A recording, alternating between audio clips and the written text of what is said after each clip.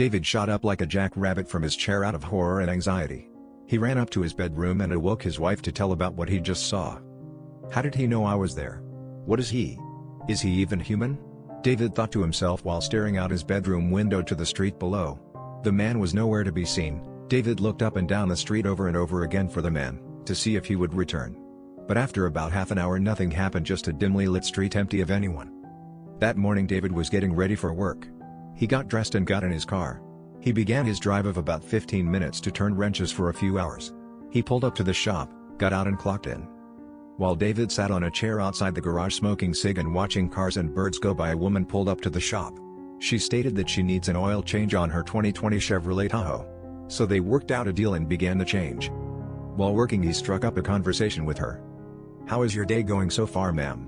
he said while grabbing another oil filter from a box on a shelf filled with boxes of filters and other parts. "Just fine, how's yours?"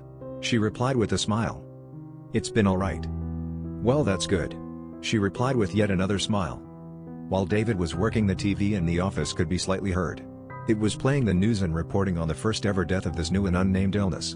The illness has been linked to mainly meat, the likes of which are being sold by a mysterious salesman selling for a non-existent company. Many eyewitnesses have seen him, but the police have been unable to find him. David stopped what he was doing, and right as he did that the woman said, "The man I think they are talking about was at my front door last night."